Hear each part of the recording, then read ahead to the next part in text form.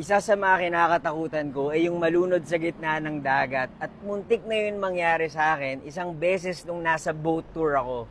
Story time. Marunong naman ako mag-swimming. Yun nga lang, hindi ako ganun kagaling, tsaka madali ako mapagod. Naalala ko may isang beses, sumama ako sa isang boat tour. Madami akong kasamang turista at karamihan doon mga foreigners. Ako nga pala si Buji at mahilig ako mag-story time. Kung di nyo pa ako pina-follow i-follow nyo na ako. Dinala kami ng bangkero sa gitna ng dagat kasi sabi niya maganda daw mag-snorkeling doon. Pwede naman mag-life vest pero hindi ko na sinuot kasi naniniwala nga ako na kaya ko mag-swimming sa gitna ng dagat. Okay naman sa umpisa, nakapunta ako sa gitna ng dagat, nakita ko yung mga isda at mga corals. Kaya lang, biglang umulan ng malakas at humangin. Tinangay ako ng alon palayo sa bangka namin. Lumakas yung alon tsaka yung hangin. Bigla akong napagod. Nahirapan na ako sa gitna ng dagat.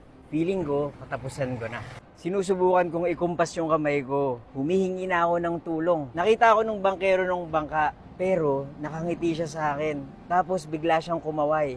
Akala niya siguro nag-e-enjoy ako. Nakangiti pa talaga siya sa akin at ako pagod na pagod na. Malapit na nga akong sumuko eh. Buti na lang nakita ako ng 2 Canadians. Kaya yun, sinagip na nila ako. Pagdating ko doon sa bangka, sumuka ako. Ang dami kong nalunok na tubig. Sa totoo lang, medyo nahiya ako kasi pinagtitinginan ako ng mga tao sa bangka. Pero ano yung magagawa ko? Muntik na akong malunod. Napagod talaga ako. Buti nga hindi ako pinulikat eh. At buti na lang sinagip ako ng mga Canadians. Nagpasalamat talaga ako sa kanila. Kayo, may lunod experience din ba kayo?